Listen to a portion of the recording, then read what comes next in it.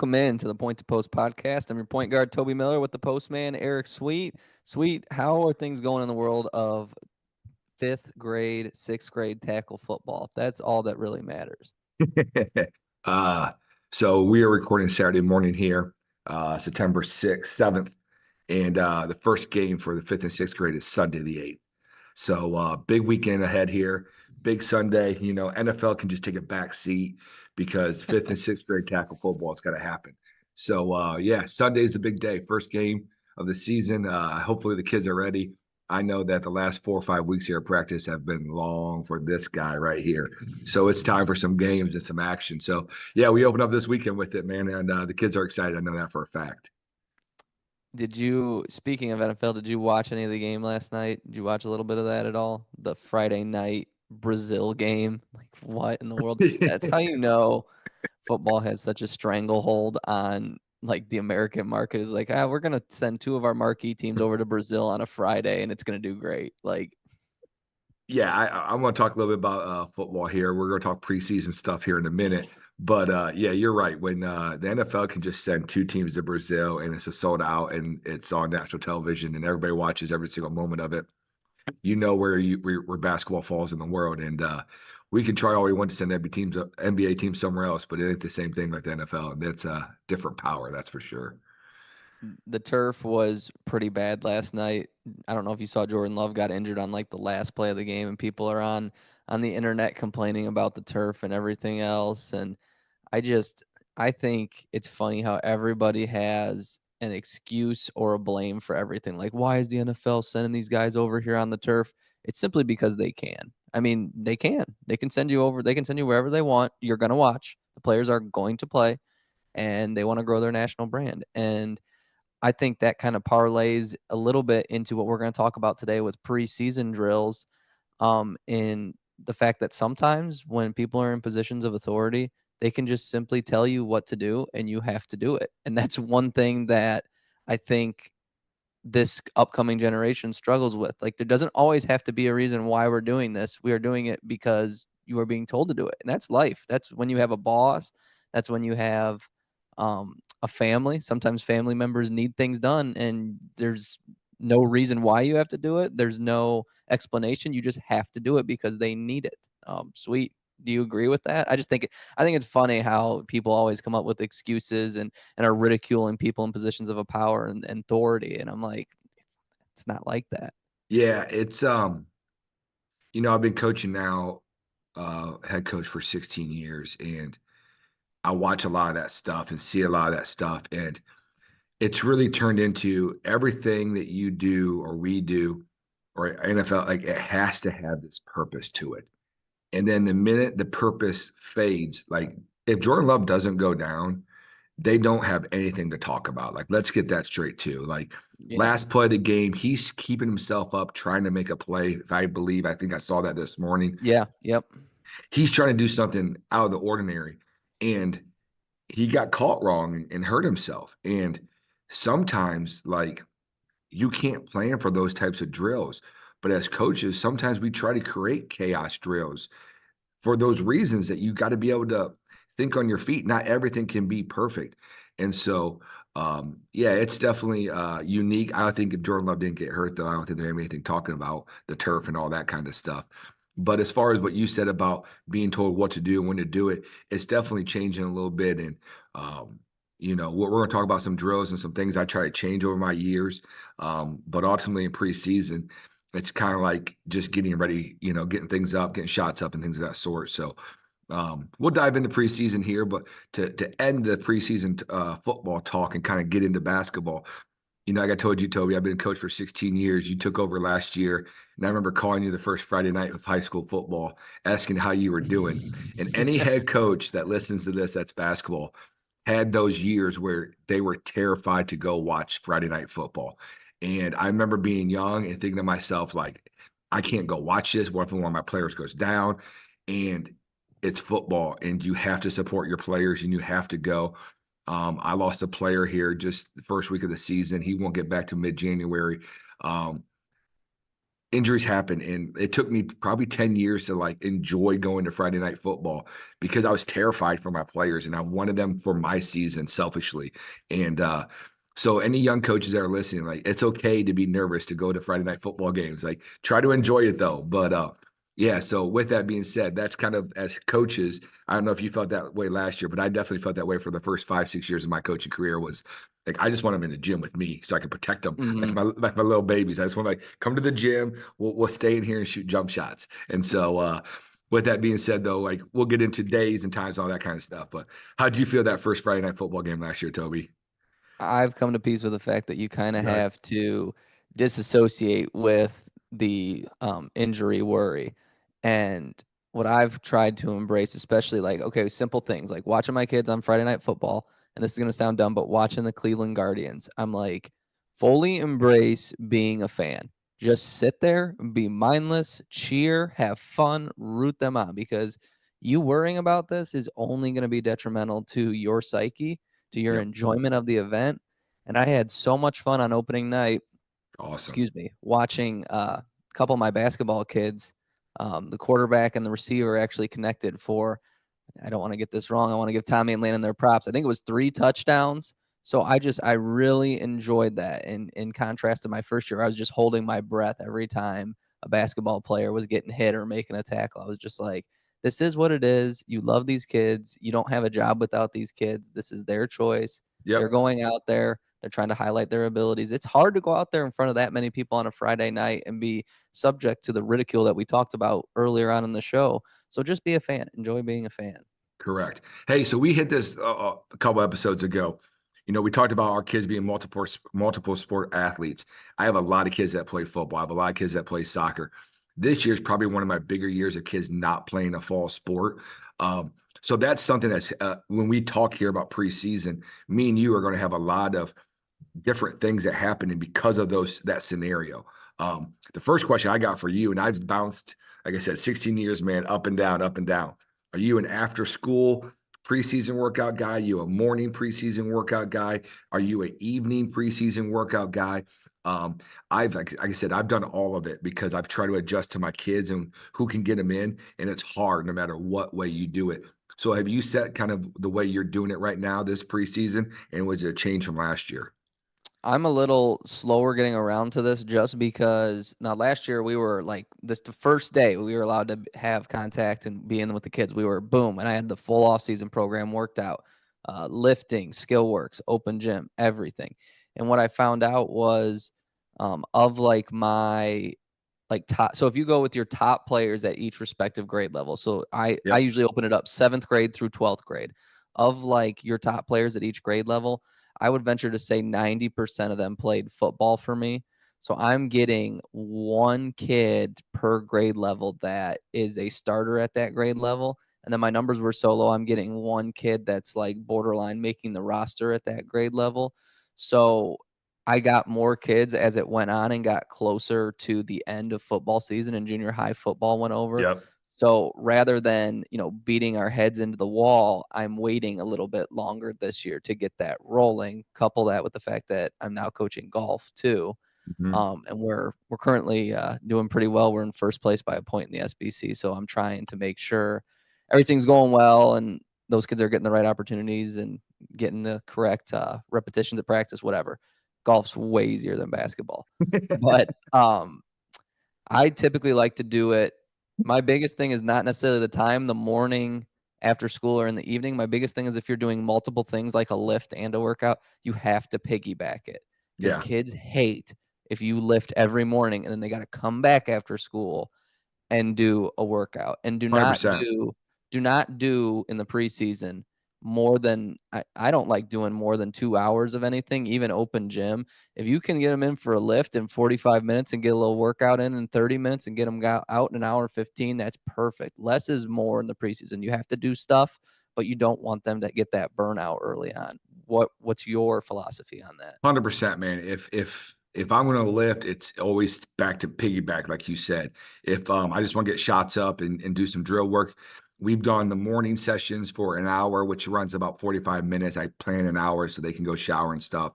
Um, but I've done the after school in the morning, I've done the evening, but no matter what, I always try to keep it an hour and a half. And really, court time, I try to keep between an hour and 45 minutes. And so then if we go an hour and a half, that means we go and lift or something like that. Um, but for me, a lot of it is just shot taking. Like you said, we don't have a ton of kids. We're not fortunate enough to be a big Division I school where we have 10, 15 kids who are going to participate and play minutes in our 9 through 12 program. So Mhm. for me, when we do our drill work, like you said, we try to keep it to 45 minutes to an hour. And I try to do some different things every day, try to change the drills up a little bit. I don't know about, I want to see what your philosophy is with that. I try to change the drills so the kids don't feel that it's just so boring that it's over and over again. You try to do a few different things, even though it's the same concept.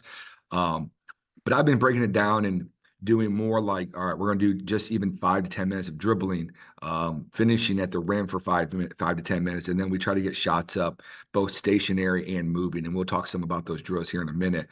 But that's kind of how I break down my skill work. Do you, Toby, focus on a skill per each session? Like, are you a dribbling skill this day and then I don't know, a passing drill the next day? I just feel like dribbling and shooting is so important in the game of basketball that I just do it every single time. Yeah. Every day I try to hit the three main components that go into offensive basketball because once it gets closer to the season, we actually do some breakdowns defensively too. And I started incorporating that after last season because my team really struggled to play man-to-man defense, and some of that was the injuries. And when people get hurt, you have to slide everyone up a spot, and they're guarding guys that they're simply not ready to guard. But we also fundamentally needed to work on some defense. So I think in the preseason, it's important to work on offense, get the kids excited about the season. That's what they want to work on. So every day we hit dribbling, we hit finishing, we hit shooting, and we rotate the type of drill every week what we're doing in that. So we did skill sessions. We did biweekly skill sessions, one open gym. So we had 3 nights that we were doing stuff.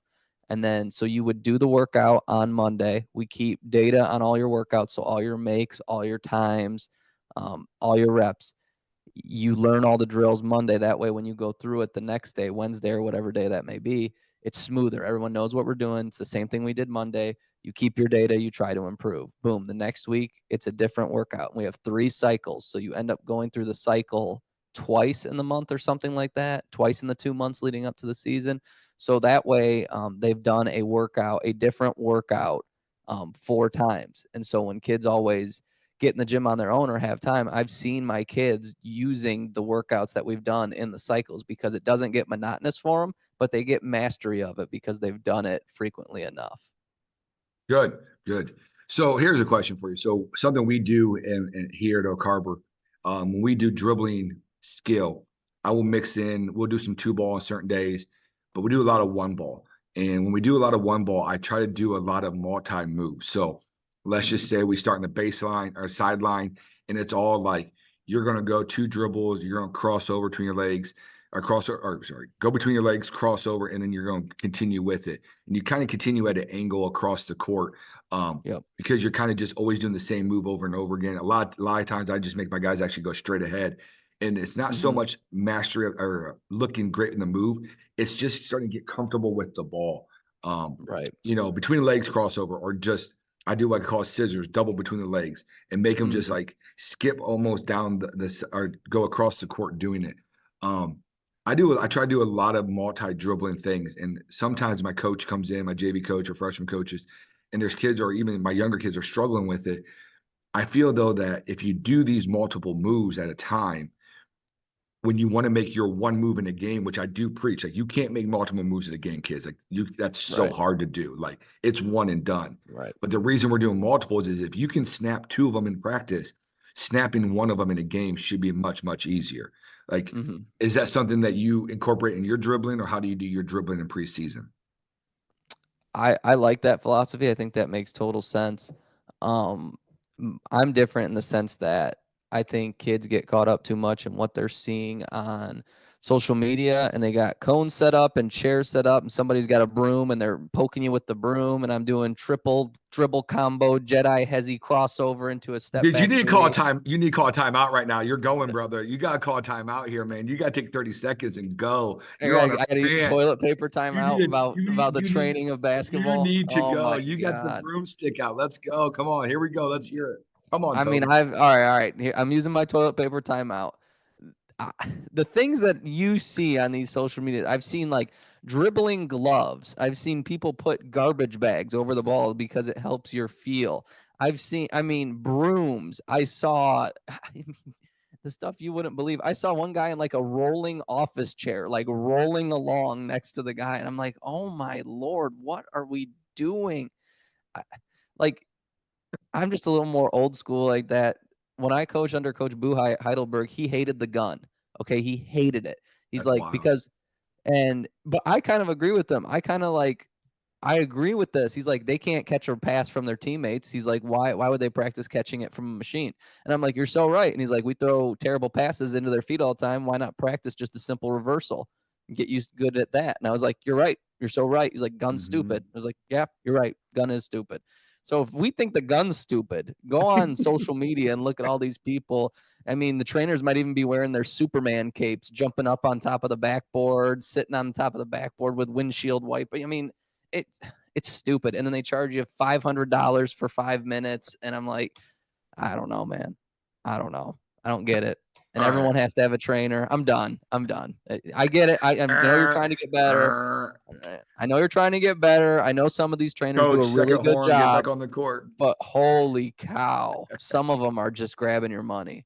All right. So let's go back to your dribbling here now that I don't we even remember what I was talking I know you about. don't, man, but you went, man. I love it. I love it. Let's get back. So your skill sessions, your dribbling. Give me a couple drills.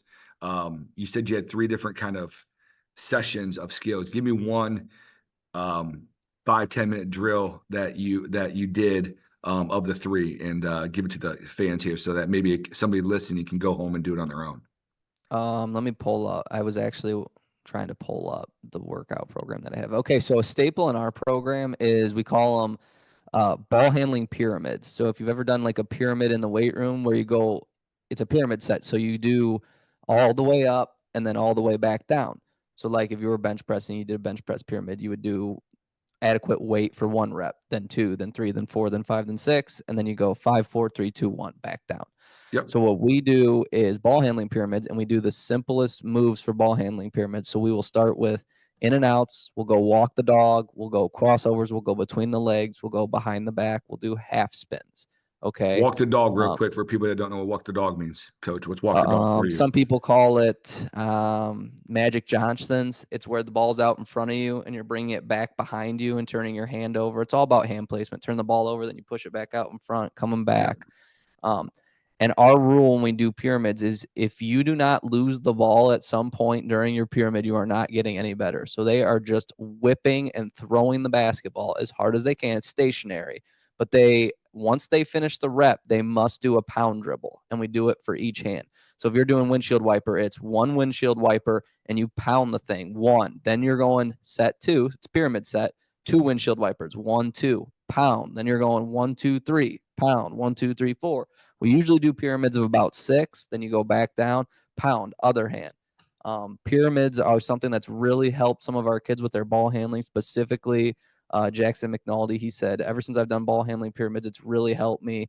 And he said, of course, like some of the trainers he's talked to and stuff are like, oh, stationary ball handling's outdated. You're never going to be stationary in a game dribbling. You're always going to be moving. And I'm like, it's about feel. It's about reps. It's about And confidence. and it's What's your opinion about on that?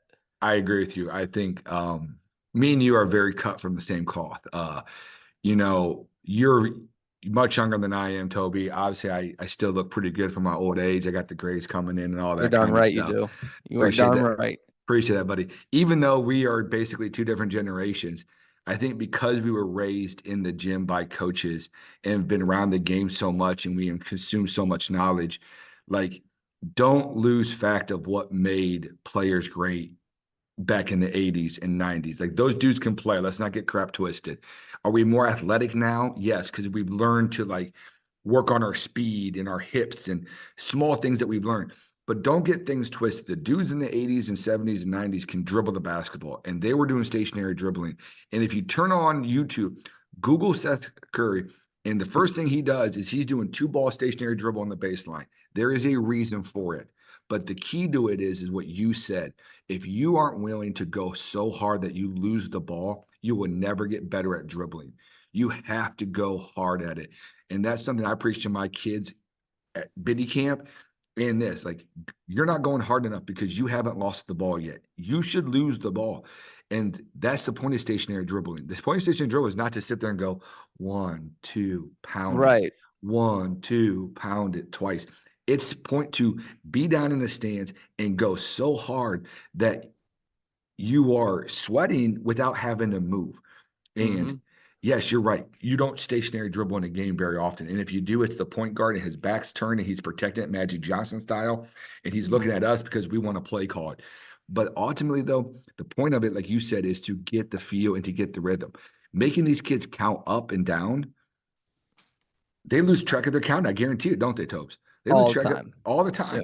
And so if they can't count while they're dribbling, how are they supposed to run a play, guys? And so like these are things that like sometimes it's too simple. No, it's not. Sometimes it's just the way it needs to be done. Because I tell you what, I grew up with it, you grew up with it. Our dads won a heck of a lot of games doing it. I'm not gonna change the world up because somebody told me all of a sudden stationary dribbling is not good. And it is. And so we do stationary dribbling in my practice. We actually incorporate it into our finishing drills. So like we'll do micings and drop steps, and the kid's doing miking or drop steps, and the other kid's doing stationary ball handling the dribble, and then they switch. And so it's an easy way just to keep kids moving. And we do that a lot in our practice. So I'm with you, brother. I think stationary dribbling, it's not, you don't need to spend, don't spend a half hour on it. Spend 10 minutes. That's all you need to do. 5 minutes. It's a warm up type thing. It doesn't have to be this big, well, we're going to do a half hour dribbling. And no, it's 5, 10 minutes of dribbling because you're going to dribble more in the other drills. Mhm. Mhm. Talk me through one of your like go-to shooting drills that you like to do, because So we there, kind of touched on dribbling. yeah, I mean, it's just important to get the reps in our opinion. It doesn't matter if you're correct. moving, if you're stationary.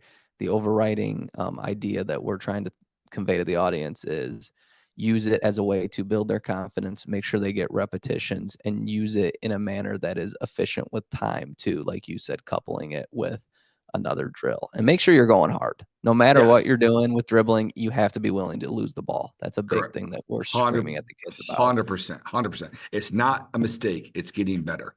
Mhm. All right. So shooting drills. So I, after you said what Coach Buhai said about hating the gun and passing it, I have realized that my favorite drills, I use the gun, but it's all teammate to teammate passing. Um, Okay.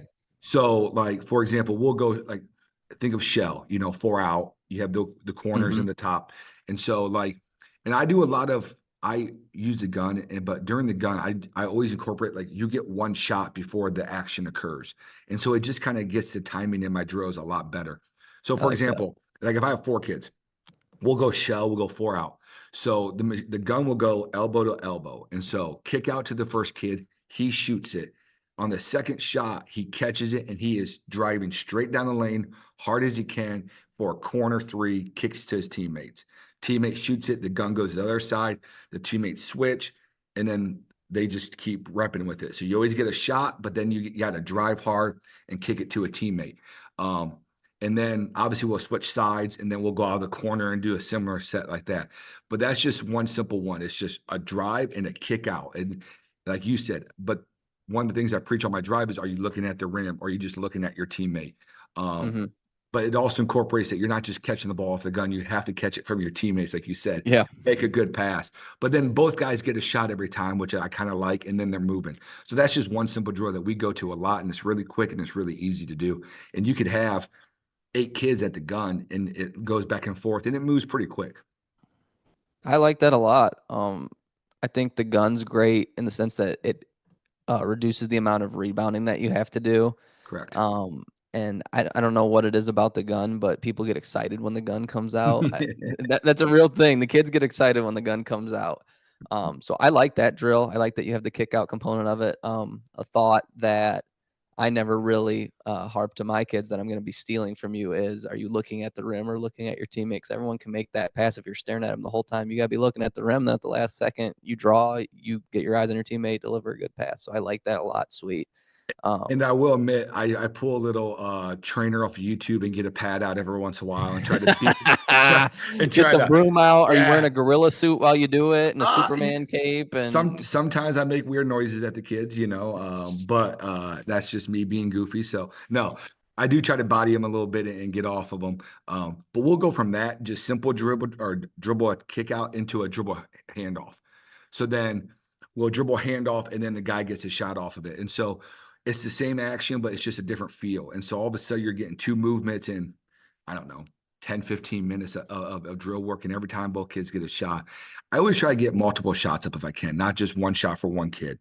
If I can Mhm. get two shots off somehow, I always try to do that, and that's something I've gotten pretty good with incorporating with it. And actually, if I there's sometimes I actually have to get two shots off to kind of get the timing right because I don't want the machine to be too slow. Does that make sense? It makes If total anybody, sense. if any coach uses a gun, sometimes when you put it at 5 or 6, it takes too long, and then the Mhm. kids are there and they're just like standing like Waiting. Yep. yeah, and that's not game like. Like I do try to No. make sure that they catch the ball when the machine kicks it out. And so um that's sometimes why I incorporate that extra shot because the machine is kicking out quickly. Because I don't know how many basketballs you put in the gun, but I feel like sometimes there's like 20 balls in my gun. There's not because you can't do that. But there's like 5 sometimes or 6, and it's just like there's way too many basketballs in this machine right now. But And we you we love make it. I can see it on your face. You're smiling. You love the chaos and getting the shots up. You love it. oh I it's chaos, correct. Correct. Yeah. So that's those are two simple drills I do. Another one I like, Tobe, is so I just make the kids run, arc run. So like the machine starts in the corner, the kid Mhm. gets, and this is where it goes against Coach Buhai's theory because he's not catching the Yep. ball, but he's not catching it straight on. So he catches the first one in the corner, and then the player has to run all the way to the top of the key as the machine's going. Okay. And Yep. so now they're catching it on the run and have to pivot, and then they have to go back, and then they go back for one more. So they get like 4 reps at it. And by the time they're done with it, like they're like gassed with it. And Gassed a little bit. Yeah. and it takes them like when our new kids come in, it takes them some understanding of listen to me, kids that are players, coaches, anybody that's listening. You need to learn to hurry your shot without rushing it. It's the stupidest comment I can make, but you got to learn to shoot fast, but not throw the ball at the rim because you're shooting fast. Like you have to play fast, but know how to play fast. And I have kids in that when we did that drill first, they're throwing the ball. They're not, their feet are going sideways. I'm like, you're not trying to shoot it. You're more worried about the other ball kicking out of the machine. That's the point of this, guys. You have to focus on your shot here so that when you do go to the corner, your footwork's there. And if you're late, you're late, but like you have to shoot the ball correctly. I'm trying to speed you up so that you feel game like. One of the things that I like to do on my scouting reports, especially I did a lot at Heidelberg. I have a good Heidelberg story with a pad, by the way, about Okay. hitting people with the pad. I'll come around to that. Is Yeah. what side do shooters like to catch the ball on to make 3-point shots? Because everyone has a different shot. It's amazing. It's like a golf swing. It's like a baseball stance. It's like someone throwing a football. Like everyone does it a little bit differently. And I've seen really good shooters bring it from the left side of their body up across their face. Look at Kevin Durant. He shoots it from the side of his face. Some shooters, because of the way Coach Harvey, okay, who was the assistant at Heidelberg, the other assistant while I was at Heidelberg, shot it from like the right side of his ear right here. And he wasn't as effective when he had to bring the ball, yes, from across his body if he caught it left and bring it all the way over to the right. Jaden Crutcher was on our AAU team. He shot it from the left side of his face. So we wanted to make sure all the passes that we got him. So like in our pistol series, the pass was always coming. If you think about this seriously, it's coming from right to left. So it can be all one motion for him. And those are things that matter. And that's something as a coach, you need to be watching on the gun. Your good shooters, are they better catching it one direction or another? That's a real thing if you really want to get into the detail of that. Do you have anything you want to add on to that before I get into No, the story? no, I think you nailed it. And that's also why I do it both ways at one time because I want the kid to feel. And I always ask them, like, which way was easier for you? because I want them to think about that too. Like one way was easier. Which way was it? Well, when I was going this way. Okay, so think about that in the game then. Like try to position yourself into that and think about now, like you said, why is there a reason behind it? Think about why I'm putting you on this side of the court and running you this way now. Like there's rationale behind a lot of these things. And so, but if you want to become an elite shooter and a great shooter, you go both ways. You become Curry and you able to go left, right, and it does not matter because your form is just whack straight on. And so, but no, that's a very real thing. And it's something as a young coach, if you're a young coach, learn from what Toby just said. Set your players up for success and give them that pass that goes directly into it. But also work both ways, like I was talking about with the gun. All right, story time. Let's hear Heidelberg basketball in the pad. Let's go. So we would break up, do guards posts like a lot of people do. And I'd be down there with the guards, and Coach Buhai is like, gotta get tougher, get the pad out and beat the crap out of these guys as they're going in for their finishes. Like, all right, I can do that. I'm not a big guy, but I would make sure to absolutely flatten every single guard on their first rep. Like I'm talking every ounce of my weight, and I am just knocking people out of the air, just crushing people. And that is like my Greg Maddox curveball. So I'm just setting people up for me to place this fastball that I'm about to throw. So shout out Isaiah Young and Dylan Woods because I would always get them on this. So I'm just crushing people. Like the first time through, crush them. Then maybe I do like a normal one, hit them regular. Then I just blast them again. And then about at some random point during the drill, I would really wind up like I'm going to hammer them and I would not touch them at all. And that messed them up more than anything you wouldn't believe. And Coach Buhai would look down and see our all OAC guards going up like they're going to get hit. And I just basically pull the chair with Pull the the chair. pad, and they just shoot the worst air ball layup you've ever seen. And he would get so mad at them. And it was so funny. And they'd just laugh because they knew, like, he didn't see what you were doing before that, just hammering us. And then you do that. But that was really funny. They were always good sports about it.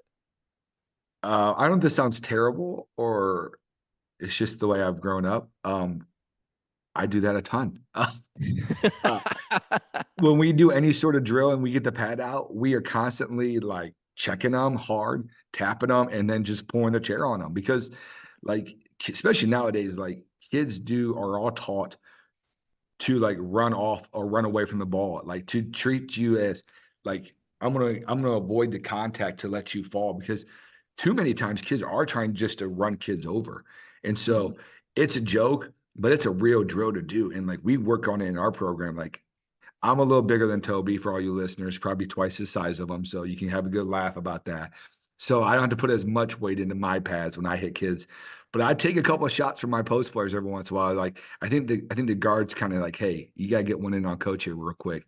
And I've taken a couple. I'm like, okay, my wrist hurts. I'm gonna step off. Like JV coach, step on in. Freshman coach, get in here with the other pad because I gotta take a break. My knee hurts or locked up or something. That's what happens when you get old, Toby. Does Hanyo finish while he's hitting him with the pad, or is Yeah, that too yeah, late? it's a real thing. It's a real thing. Well, you talked about it though, man. Like that's something we incorporate in preseason is finishing drills. And we could go on another hour about finishing drills, but like getting your like Dan Dockish, baby, get your chin on the rim, get your eyes up, see the rim. Like I still like use that phrase all the time, like chin on the rim. And I always have kids like, "What do you mean?" I'm like, "Put your chin up," and they're like, "Oh, you can see the rim now, can't you?" Oh yeah, like it's a player, guys. Like it's eyes up, eyes on the rim. And every coach has their own saying, but I use that Dan Dockish one a ton. Get your eyes up and yeah, finish because dang it, you gotta make a layup when you drive, buddy. That's awesome. One thing I want to do because we're about done. We about covered a little bit of shooting, covered a little bit of ball handling, covered a little bit of finishing. I don't want to use another toilet paper timeout, but in youth basketball, teach your kids to make layups different ways than just the classic, like, okay, right hand, right knee up, like there's a string attached to it and lay it in. How many times are you going to do that layup the higher you go up in basketball? On a breakaway. That's it. Like you have to get used to jumping off both feet and scoring with either hand. So one thing that we are big on is inside hand finishes. So it's the opposite of the hand that you're supposed to be doing, and that's because shot blockers like to come to your outside shoulder most of the time and jump behind and get it. So we work on a lot of inside hand finishing. We work on goofy layups, which is jumping off the wrong foot and finishing with the correct hand. Like this is stuff that you can start at a young age. Once they can make the standard layup, which is what they should be doing in fourth grade, like we don't need to be doing standard layups only all the way up through eighth grade. Like you need to work on jump stop shot fake finishes, inside hand finishes, things like that. Um, Honestly, if you get good at inside hand finishes, the reverse. I haven't seen nearly. You might disagree with me. I haven't seen nearly as many reverse layups as I did. Like I saw a lot of reverse layups in the early 2000s. The inside hand, in my opinion, has kind of taken over for that reverse in the last 10 to 15 years. I 100% agree with you. I almost say reverse, and that's what my kids naturally do a lot. Now we still work on the old school, like go baseline, reverse layup. Yeah. But if you're Yep. coming straight down the lane, that is the reverse layup, and you're right.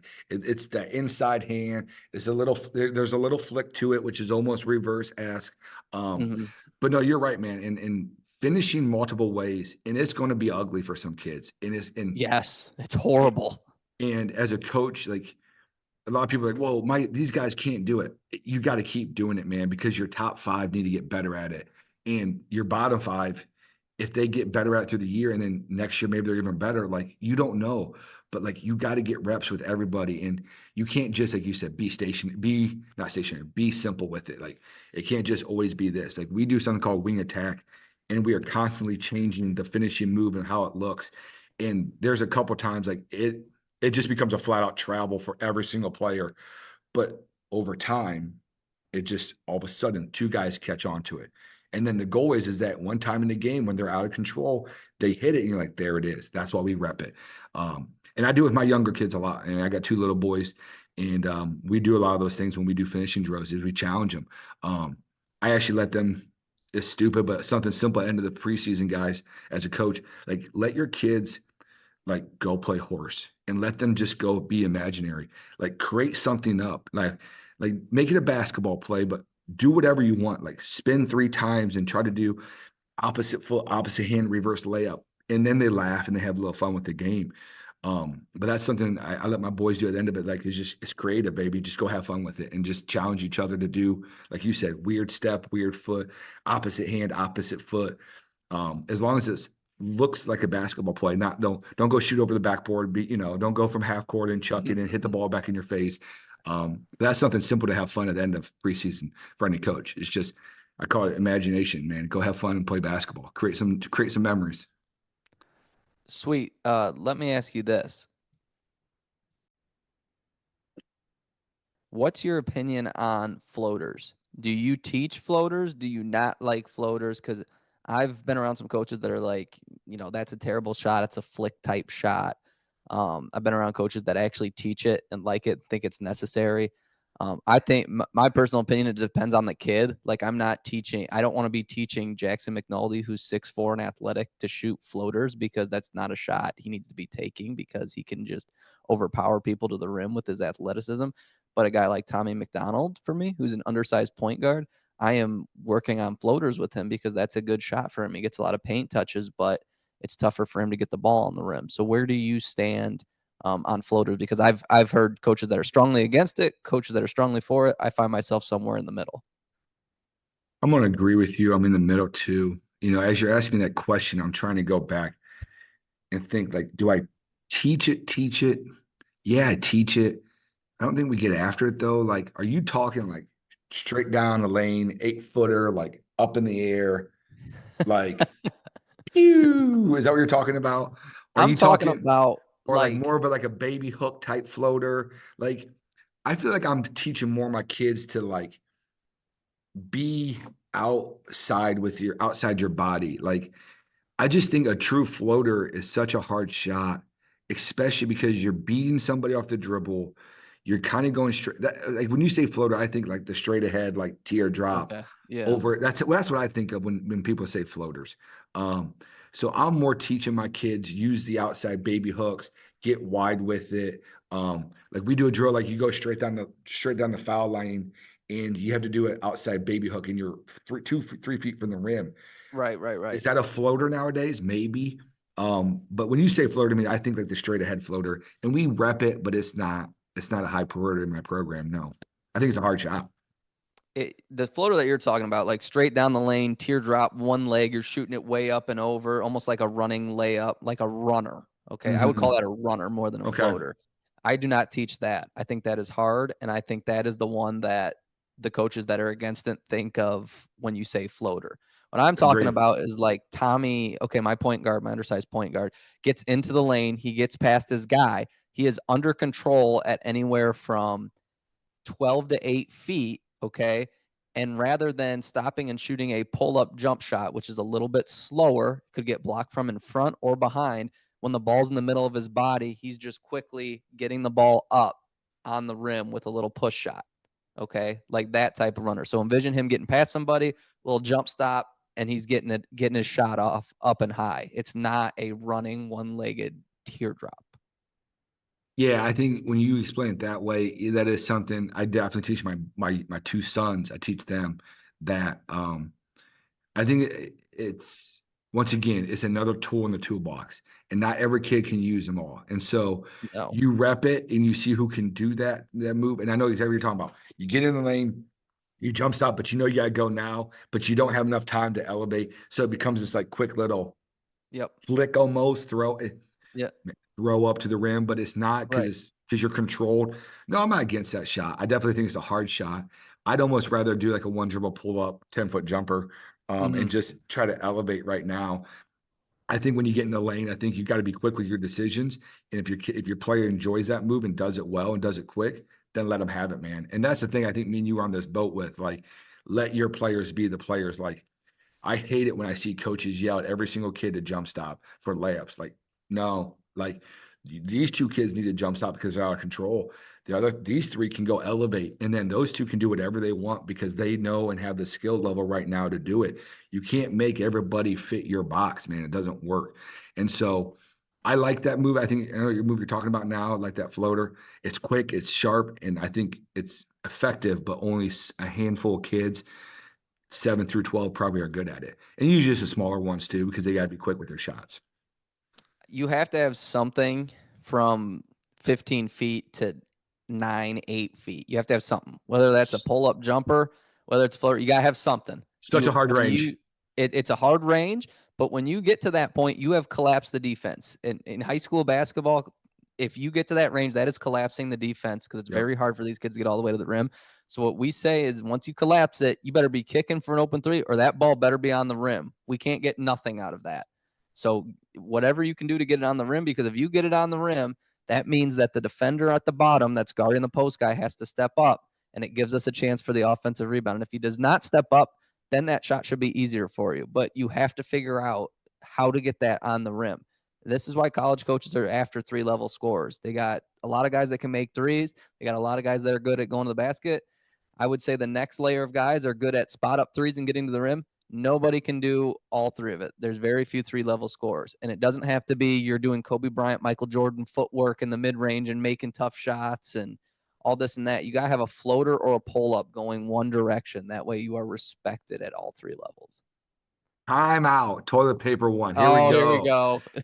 I cannot stand watching all these kids Google Kobe, Google Jordan, and then go to the court and act like they can do these three pivot series, fadeaway 15-foot jumpers and think they're sweet at it. Like, I'm sorry, the NBA is taught and coached and played at a different level than high school sports. If you pivot 3 times in our league against me, I am sending a double team. And if you not getting a double team, there is a reason that you're allowed to pivot 3 times and take a crappy fadeaway jumper. Kobe and Jordan are two of the top 5 players ever in the history of basketball. And you think as a 16-year-old, you can go to the gym or the park and work on the sweet fadeaway jumper that Jordan had? Get out of here. And if you're good enough to do it, I'm double teaming your butt and you don't have time to do it anyways. So learn to make a better move than a 3 pivot fadeaway jump shot. Done. The, you know, I saw a clip on social media that was like, this guy's a natural scorer, this guy's a natural bucket. And all it is like some guy at an open gym taking like terrible contested mid range shots and making it. And it just cracks me up like, That stuff is so hard to do. Less than 1% of basketball players can do that. And it's like, oh yeah, if I want to be a bucket, that's what I got to practice. Like, no, you got to get good at two things. Okay. One thing that gets you on the court and one thing that you can fall back on if your first thing's not working that night. That's it. Get good at two Oh, things. man. Fadeaway jumpers, baby. Love them. 3 pivots. Hey, another fun quick story here. So back in the day when I was younger, like you, before I had kids, I'd go work at college camps all the time. And I worked at Michigan State for Coach Izzo for like 3 straight summers. Absolutely loved it, every moment of it. The guy's fantastic. Like, love Michigan basketball because of that camp. Or Michigan State basketball, sorry, because of that camp. This is something to think about, and this is a philosophy issue. I remember watching him take his whole team and do like this wing attack series, and I kind of do it nowadays too. You know, they catch and they reverse pivot and whatever. They do a bunch of stuff. They catch, they shoot, all these things. Finally, Izzo turns, and because all of us coaches are helping the camp are sitting there watching practice at 6 a.m. because we're all stupid and we want to just consume knowledge. And we're all just like eyes are barely open. But finally, a coach goes, Coach, like we've been here for 4 days. You've never once gone to the post and worked on post work with your post players. And Izzo goes, well, what do you want me to teach him? A reverse pivot, like step through? He's like, yeah. Or he goes like a drop step. He's like, yeah. He's like, he yelled at a post player. He's like, hey, Tony, do this one. And it was on the wing. And he caught and he reverse pivot, squared up. And then he drove. And Izzo looked at the head coach and goes, like that reverse pivot? And the coach goes, yeah. And then next player comes up and he has to catch it and he kind of drop steps, like he catches it with his back to the defender and like just catches it, drop steps and spins. He's like, you Yeah. mean that drop step right there from the wing? And the coach is like, yeah. He's like, it's the same footwork, guys, from 3 feet to 10 to 20 feet. Like you can call it post work and guard work, but it's footwork, man. And I remember like I was like, wow, like this is amazing to me. And it's something I've carried with my entire life. But nothing but major respect for Coach Izzo because like he was just so bold about it too. Like, you mean this and this and this? He goes, yep, we worked on that. Sorry, we didn't put it in the post. He goes, but the post players can do it. The coach was just like, and then he took his little pen and wrote something down, probably something stupid, like I'm the dumbest coach in the world or something, and circled it or whatever. But That's a great story. oh That's God, awesome. I love basketball. I wish football. Football's king. Let's not lie about it. We talked about at the start of the podcast. Football wins, but dang it, when basketball season starts to come around and college basketball starts up, and we get to start in high school, I have a different energy. And talking with it every week with you, man, I just born and raised into this sport, man. I absolutely love it, and it makes me smile every time we have this conversation. What are we got to start thinking about, and if the audience has good ideas, let us know. What do we need to do to hype up when the Rockets and Tigers play each other this year? 'Cause it's early in the year this year. I believe it's in December. Christmas present after Christmas, the Rockets and the Tigers, December 28th. Look at well, it's circled on Sweet's schedule. He is ready to go for that. Maybe he won't hit 9 threes in the first quarter of this game, but that's The yet to goal be is to hit determined. the goal is to hit 10. If you want to come see You the Rock, legitimately hit 9 threes in the first quarter. that's facts. That is 100% facts. Um, for being a post player, we talk about this a lot in the podcast. I love shooting threes. Um, Now, I this is not me opening the door for this. We all know you no, love shooting. I love We it. know. I love the bing bongs. I love the fact that you can get 3 points instead of 2 points. It's basic math, man. It's money ball. Get the guys on the bases, you get more runs. If I get more threes up and make more, I'm gonna score more points. Now the key though is you have to make shots, and that's not always a guarantee. Um, but that's been the running joke every time we go to a couple of my these games with friends like you and stuff. How many threes are you going to shoot tonight? I don't know, 30. Fire the ball up. Let's go. Like, shoot it when you're open. Let's get a shot off. You got to remember, Toby, early in my career, my teams struggled to get shots off because I almost made them run too much. And so now I'm the opposite. Are you open? Yes. Are you in rhythm? Yes. Is that your shot? Yes. Then shoot the basketball now. Now, if you miss 4 in a row, let's have smart. Let's reverse the ball. Let's try something else. But early in my career, I ran too much like organization and we couldn't get Mhm. shots off. And so now I'm just like, I need shots. I'm like a kid in a candy store, like, give me this and this and this and this and this and this. And let's fire the basketball, baby. The crazy part is whenever a kid turns down a shot, as they're turning down the shot and you're yelling no, they're immediately turning it over on the pass out of them turning down the shot Yeah, every time like clockwork. It's it's unbelievable. I love It's it. unbelievable. But It's Sweet, why don't you get us out of here? Hey, thanks for listening to Point to Post podcasts. I'm your post player Eric Sweet, and my point guard Toby Miller. Remember, every point guard get your butt in the paint and get beat on like Toby did at Heidelberg, and every post player get a rebound once in a while and just dribble the ball up the court until you get yelled at by the coach. Hey, thanks for listening to the podcast, everybody. Have a great weekend. Go get some threes up too on the off season. Bing bong.